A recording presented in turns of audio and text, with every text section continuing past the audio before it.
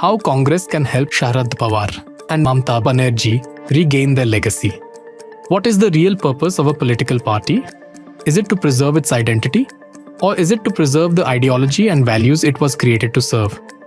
This question is becoming increasingly relevant in Indian politics, particularly for two influential regional formations, the TMC and the NCP, led by Sharad Pawar. For decades, both parties occupied a unique political space. They positioned themselves as alternatives to the Congress, yet at the same time, they remained deeply connected to the Congress ecosystem. Their leadership emerged from Congress traditions. Their voter base largely came from the same social and political constituencies.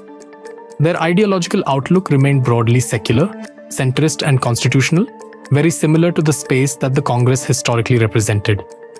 But Indian politics in 2026 is very different from the politics of 1999 or even 2011. The BJP is no longer just another national party competing for power. It has emerged as the dominant political force across large parts of the country. And that has fundamentally changed the challenges facing regional parties. Many parties that once grew by replacing the Congress are now discovering that they themselves are under pressure from a much larger, far better resourced and highly organized opponent. The challenge is no longer simply about winning elections. The challenge is about long-term survival. This is why a question that once seemed politically impossible deserves serious consideration today. Should the TMC and the NCP eventually merge with the Congress? At first glance, such a suggestion may sound unrealistic. After all, both Mamata Banerjee and Sharad Pawar built their political careers by breaking away from the Congress. Their parties were born from disagreement, ambition, and the desire to create independent political identities. But politics is not about preserving old battles forever. Politics is about responding to changing realities. And the reality today is that all three formations broadly occupy the same ideological space. More importantly, all three face a common political challenge. A merger would not be an admission of defeat. It would be an acknowledgement that political circumstances have changed. Consider the legacies involved. Sharad Pawar has already secured his place in Indian political history. Few leaders have remained relevant across 5 decades of political transformation. He built one of India's most resilient political organizations and successfully navigated coalition politics, state politics, and national politics with remarkable skill. Mamata Banerjee's achievement is equally historic. She accomplished what many believed was impossible. She ended the Left Front's uninterrupted 3-decade dominance in West Bengal and built a powerful regional movement from the ground up. Neither leader has anything left to prove. Their place in history is secure. The question now is not whether their legacy exists. The question is how that legacy survives beyond them. The timing may also be right. The Congress of today is not the Congress of a decade ago. Despite many setbacks, it continues to dominate much of South India. It has demonstrated that it still possesses organizational depth, national reach, and an ideological framework capable of attracting voters when effectively deployed.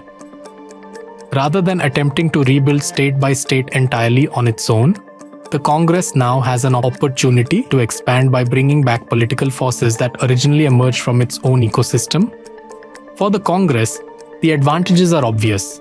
It gains experienced leadership, it gains strong regional networks, it gains established voter bases, and perhaps most importantly, it evolves into a broader political platform suited to contemporary India rather than merely trying to recreate its past.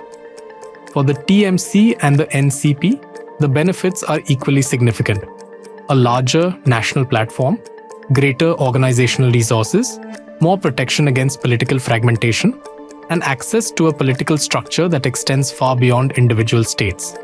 But there is an even larger argument. Such a merger would reunite political forces that broadly subscribe to the same constitutional, secular, and democratic principles. The ideological differences between them today are far smaller than the organizational divisions that separate them.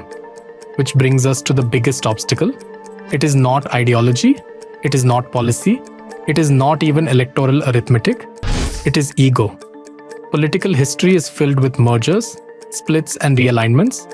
The Janta experiment transformed opposition politics. The BJP itself emerged through political consolidation.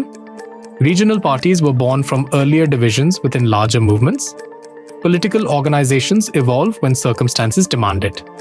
The real question before Mamata Banerjee and Sharad Pawar is therefore quite simple. What matters more?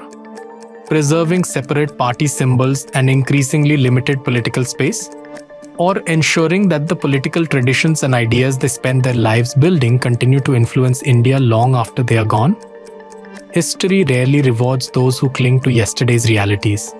More often, it rewards those who recognize change before everyone else does. And perhaps that is the choice facing two of India's most experienced political leaders today. Not whether they can protect their parties, but whether they can strengthen their legacies.